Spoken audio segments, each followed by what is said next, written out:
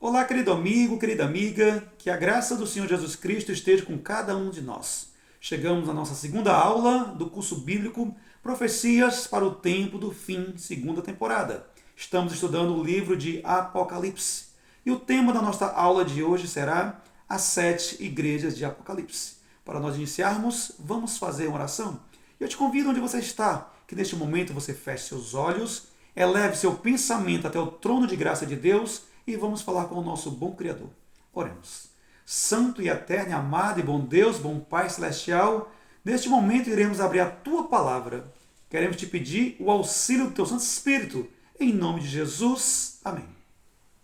Vamos abrir nossa Bíblia no livro de Apocalipse, capítulo 1, versículo 10 e 11, que diz assim: Achei-me em espírito no dia do Senhor, e ouvi por detrás de mim grande voz como de trombeta, dizendo: O que vês, escreve em livro e manda às 7 igrejas: Éfeso, Esmirna, Pérgamo, Tiatira, Sardes, Filadélfia e Laodiceia. Bem, meus queridos, um grande encontro entre Jesus Cristo e o apóstolo João na ilha de Patmos. A última vez que eles estiveram juntos foi há 65 anos atrás, quando Jesus se despede da igreja e assim vai assunto aos céus. E agora aqui nos mostra novamente este grande encontro. E ali a revelação de Jesus a João foi no dia do Senhor, no qual ele se achou em espírito no dia do Senhor. Gente, João, ele é judeu. Como João era judeu, fielmente a interpretação bíblica aponta para o sábado como o dia do Senhor. Então, nós podemos aqui interpretar que João, no dia de sábado, teve a revelação de Jesus Cristo e ele, Jesus, apresentou 7 igrejas da Ásia para João. E o que significa essas 7 igrejas? É o que nós iremos estudar hoje, que representa cada igreja no qual aqui o livro de Apocalipse fala. Quando se apresenta em Apocalipse as 7 igrejas, sempre eles trazem um elogio, eles trazem um conselho, uma reprovação e uma promessa. Entre elas tem uma igreja que não tem esse elogio. É a última igreja, a igreja de Laodiceia, no qual nós iremos estudar. Vamos para a nossa primeira igreja. Apocalipse, capítulo 2, versículo 1. Aqui fala a respeito da igreja de Éfeso, gente. E o interessante é que os teólogos e eruditos, quando eles começaram a estudar a respeito das 7 igrejas, eles descobriram que as igrejas se tratam de períodos históricos. Então, cada igreja é um período histórico no qual o povo de Deus passou. Então, o primeiro período histórico é o período de Éfeso. Em Apocalipse 12, versículo 1, diz o seguinte: Ao anjo da igreja em Éfeso escreve: Estas coisas diz aquele que conserva na mão direita as 7 estrelas e que anda no meio dos 7 candeeiros de ouro. Gente, Éfeso era a cidade mais importante da Ásia Romana. Ali era um grande porto, é assim que a história nos mostra. E aqui o relato bíblico fala sobre 7 estrelas que em profecia representam 7 anjos. E também fala também sobre 7 candeeiros, que são as 7 igrejas, no qual o Senhor Jesus Cristo sempre esteve com essas igrejas ao longo da história, e a promessa é que ele vai estar também conosco até a consumação do século, tá ok?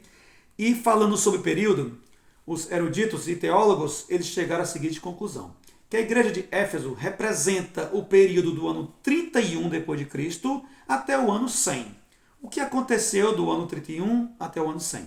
Historicamente, o ano 31 foi o ano da morte e ressurreição de Cristo. E o ano 100 foi o ano da morte do último apóstolo, que foi o apóstolo João. Então, Éfeso ela é considerada a igreja apostólica. Ela é representada pela pureza. Ela é representada pelos apóstolos quando receberam o Espírito Santo, que foi derramado sobre eles a chuva temporã, e eles saíram para pregar o Evangelho, fazendo acontecer a maior revolução espiritual da história. Foi isso que aconteceu nessa época. Mas aquela igreja passou por uma grande perseguição. A perseguição foi tão grande que nós conhecemos, aí a tradição nos mostra a morte dos apóstolos. Muitos deles foram mortos a fio de espada. Muitos deles ali foram mortos através de grande perseguição. E também a tradição nos mostra que até o próprio Pedro ele foi crucificado de cabeça para baixo no ano 67. E no período do ano 70 chegamos até a destruição do segundo templo, no qual o imperador romano Tito invade Jerusalém. Ali ele destrói o segundo templo, muitos ali morrem no cerco de Jerusalém, e os que escapam, o que acontece? São levados para construir o Coliseu. E quando o Coliseu foi inaugurado, nas festas, eles eram lançados às feras. Mas durante tanta perseguição, a igreja se manteve firme, a igreja se manteve fiel e a igreja se manteve pura. Então a igreja de Éfeso é conhecida como a igreja de pureza, a igreja primitiva, a igreja dos apóstolos. Saindo da igreja de Éfeso, nós chegamos até a segunda, que é a igreja de Esmirna. Esmirna está em Apocalipse capítulo 2, versículo 8, que diz assim: ao anjo da igreja em Esmirna escreve: estas coisas diz o primeiro e o último, que esteve morto e tornou a viver. Cristo se apresenta com aquele que tornou a viver, que através da sua ressurreição nós também iremos ressuscitar, e todos aqueles que confiam nele ressuscitarão para a vida eterna. Este período, os teólogos chegaram à conclusão que vai do período do ano 100, da morte do último apóstolo, até o ano 313. Então nós iremos agora descobrir o que aconteceu nesse período de tempo da igreja de Esmirna. Gente, este período foi um período de grande perseguição a partir dos imperadores. Os imperadores perseguiram demais os cristãos nesta época de tempo. E quando chegamos em Apocalipse 2,10, aqui fala que o povo passará por uma tribulação de 10 dias. 10 dias proféticos, transformando em literais, se transforma em 10 anos. 10 anos literais. Então foram 10 anos que o povo de Deus passou pela grande perseguição. Quando se inicia? No ano 303, no qual foram tantos perseguidos que naquele tempo surgiu muitos e muitos mártires. E essa perseguição só encerra no final do período de Esmirna, que foi no ano 313. O que aconteceu no ano 313 da nossa era atual? Neste ano acontece a conversão do imperador Constantino. Constantino se converte no ano 313. Conta-nos a história que em uma grande batalha, ele olha para o céu e ele tem uma grande visão. E nessa visão, ele lê o que está escrito no céu. E ali está escrito em latim, mas traduzindo, ele leu que com este sinal vencerá. Que sinal era aquele? Que aparece uma cruz. Então ele adota a cruz como símbolo do seu exército. E ali ele consegue vencer o grande exército de Macêncio. E através disso ele adota o cristianismo como a religião oficial do império, gente. E ali também ele assina o decreto de Milão. O decreto de tolerância de Milão, que foi assinado em 313, com sua conversão, ali devolvia a todos os cristãos as suas propriedades que tinham sido confiscadas. Então, neste momento, encerra o período da igreja de Esmirna. Vamos agora para a terceira igreja, que é a igreja de Pérgamo, que está em Apocalipse capítulo 2, versículo 12, que diz o seguinte: 2:12. Ao anjo da igreja em Pérgamo escreve: estas coisas diz aquele que tem a espada afiada de 2 gumes.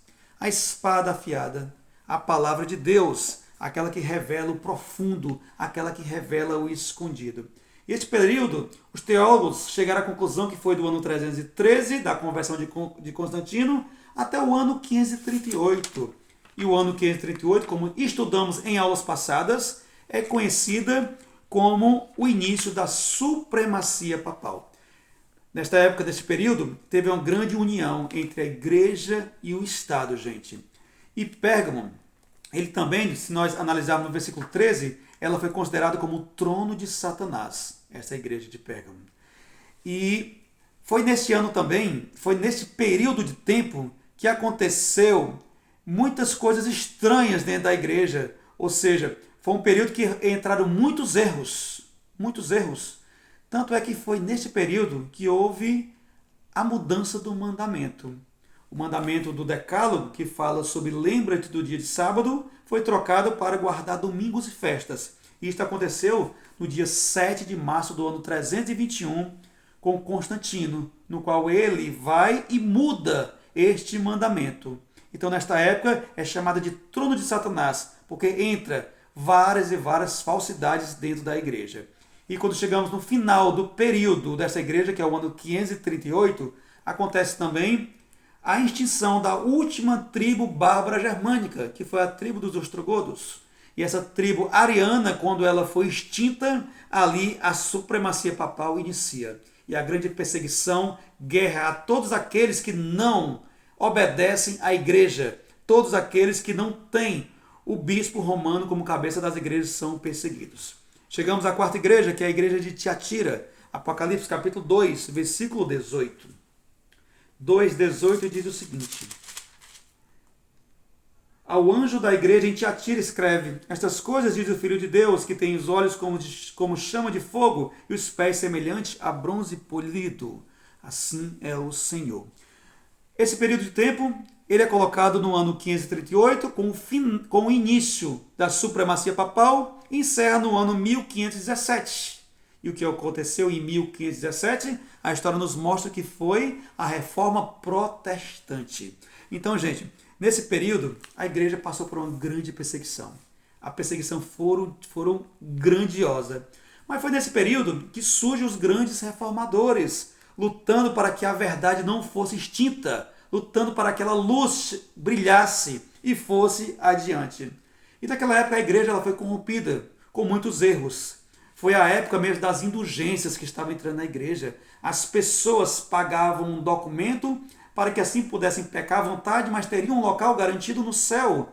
Foi a época que entraram muitas imagens de escultura da igreja. Foi a época no qual se colocou oração pelos mortos. E naquele período um grupo de pessoas se levantaram, porque sabia que eram antibíblicos esses assuntos, e combateram a igreja. E entre eles, gente, no sul da França, existia um grupo chamado de valdenses. Os valdenses eles tinham a Bíblia Sagrada na sua língua materna. Eles não aceitaram a igreja romana impondo todos esses erros, e eles passaram a combater. Foram perseguidos, foram mortos, suas propriedades foram tomadas. Mesmo assim, a luz passou a brilhar. A luz sai da França e consegue chegar em outros países. E chegando até a Inglaterra, surge um homem chamado John Wycliffe. Esse inglês também, que ele consegue traduzir a Bíblia para o inglês. Um grande reformador, no qual leva a palavra de Deus. E da Boêmia também surgem dois grandes reformadores, que foram John Hus e Jerônimo de Praga, que enfrentaram também esses erros, no qual foram condenados à fogueira, foram mortos em praça pública, suas cinzas foram lançadas no rio Reno, mas as suas cinzas viraram sementes, e mais pessoas passaram a conhecer a verdade. E a verdade, assim, passou a ser transmitida para o restante do mundo, chegando até a Alemanha, através de um homem chamado Martinho Lutero, no qual ali inicia-se a Reforma Protestante, encerrando a igreja de Tiatira este período. Chegando até a quinta igreja, a igreja de Sardes, que está em Apocalipse, capítulo 3, versículo 1, que diz o seguinte: ao anjo da igreja em Sardes escreve: estas coisas diz aquele que tem os 7 Espíritos de Deus e as 7 estrelas. Conheça as suas obras, que tem nomes que vives e está morto. Aqui, a igreja de Sardes é um período que vai do ano 1517, com a Reforma Protestante, e chega até o ano 1798. Então, os eruditos eles colocaram este período de tempo para a igreja de Sardes, que representava tudo isso.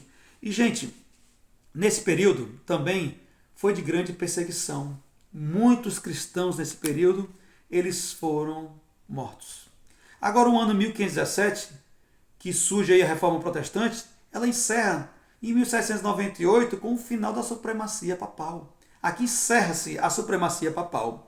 Mesmo assim, durante esse período, o povo sofreu demais. Quando pegamos o ano 1572, lá na França, aconteceu aquele tão conhecido massacre da noite de São Bartolomeu, no qual foram tempos sombrios para a França. Eles colocaram o ateísmo acima de tudo e passaram a perseguir os cristãos. E passaram a ter ali, mataram muitos cristãos. Então essa noite foi assim algo terrível, conhecido. E quando chegamos no final do período 1798, também lá na França, acontece que Napoleão Bonaparte, ele chama o seu general chamado Berthier e manda que ele prenda o Papa Pio VI.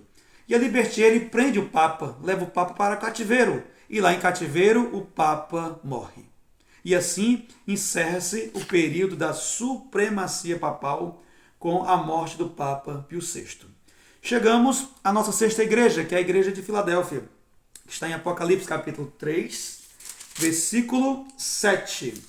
3:7, que diz o seguinte: ao anjo da igreja em Filadélfia escreve: essas coisas diz o santo verdadeiro, aquele que tem a chave de Davi, que abre e ninguém fechará, e que fecha e ninguém abrirá. É um período de tempo que inicia do ano 1798, que foi o final da supremacia papal, e vai até o ano 1844. A gente também podemos aqui colocar que o ano 1798 foi o encerramento, o cumprimento da profecia das 1260 anos, não é isso? Encerra também neste período, que aí inicia-se o tempo do fim. Então, gente, neste período deste ano, acontece um grande reavivamento espiritual na América. E desse grande reavivamento espiritual, um homem chamado Guilherme Miller organiza um movimento millerita, ele ali é o grande líder. E ele se identifica muito com as profecias do livro de Daniel, estudando Daniel 8,14 sobre a profecia das 2.300 tardes e manhãs. Guilherme Miller chega à conclusão que o santuário que seria purificado seria a terra e Jesus Cristo retornaria à terra no ano 1843, com o encerramento desta profecia. Ali grandes pessoas estão unidas num grande reavivamento, aguardando a Jesus. Mas 1843 chega e Jesus não vem. Então eles começam a analisar as datas para saber se erraram em alguma coisa. E um homem chamado Samuel Snow, se baseando no calendário judaico, ele identifica que a data correta daquela profecia seria dia 22 de outubro de 1844. Mesmo assim, o povo aguarda Jesus Cristo, mas Jesus não vem. Porque a respeito daquele dia e hora, ninguém sabe. Mas o povo ali estava esperando. Ali tiveram um grande desapontamento e eles se espalharam. Mas um grupo de pessoas se reuniram e passaram a estudar para saber onde eles erraram. E eles se depararam com o livro de Hebreus, no qual fala sobre o santuário. E eles viram que aquela profecia não se tratava da terra, mas sim do santuário. E do santuário celestial a respeito da sua purificação. E passaram assim a estudar cada vez mais o tema. E assim encerrando o período de 1844. Chegamos agora à nossa última igreja, que é a igreja de Laodiceia, que está relatado em Apocalipse capítulo 3, versículo 14, que diz assim. Capítulo 3, versículo 14. Ao anjo da igreja em Laodiceia escreve: estas coisas diz o Amém, a testemunha fiel e verdadeira, o princípio de Deus e da criação. Conheça as suas obras, que nem és frio nem quente. Quem dera se fosse frio ou quente. Assim, porque és morno, nem és quente, nem frio, estou a ponto de vomitar-me da minha boca. Esta é a igreja que não tem nenhum elogio.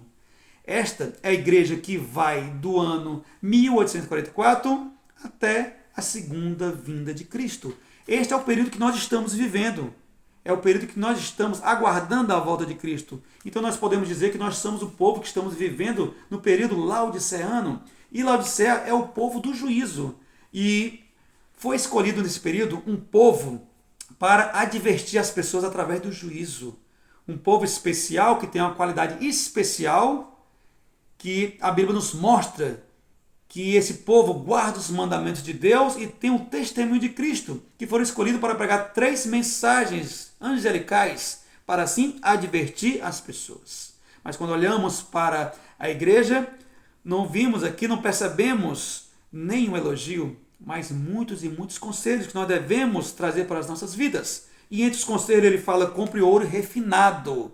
E o que é esse ouro refinado que nós devemos ter hoje? Eu tenho que ter esse ouro, você tem que ter esse ouro. O ouro que aqui fala, gente, é a fé. É a fé para viver o cristianismo verdadeiro. Porque cristianismo falso muitos estão vivendo. Então nós devemos ter esse cristianismo verdadeiro em nossas vidas.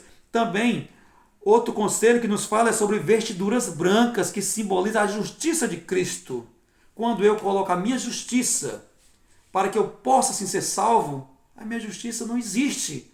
A justiça de Cristo tem que ser imputada na minha vida. Quando a justiça de Cristo é imputada na minha vida, eu me torno justo, mas não por mim mesmo, mas através da justiça de Jesus. E assim eu me torno justo. Ele também pede para que possamos comprar colírio para ungir os olhos, que é a busca pelo batismo espiritual, o batismo diário, que todos os dias o Senhor possa nos batizar com o Espírito Santo, para que nós possamos sentir mais necessidade de estar com o Senhor e tornar a Jesus como prioridade em nossas vidas. E nesse tempo de Laodiceia que nós estamos vivendo, que cada dia mais nós possamos observar o caráter de Cristo e assim observarmos e colocarmos Ele em nossas vidas. Que todos os dias nós possamos sentir a verdadeira saudade de Jesus Cristo, para assim buscarmos Ele todos os dias nas nossas vidas. Bem, meus queridos, minhas queridas, estamos encerrando essa aula. Assim foi sobre essas 7 igrejas, sobre esses 7 períodos de tempo que foi relatados por todos os teólogos. Então, espero que você tenha gostado, que o Senhor, o eterno Deus, continue abençoando você e toda a tua família ricamente. E até a nossa próxima aula, se Deus quiser. E não se esqueça, busque ao Senhor e escolha a Jesus.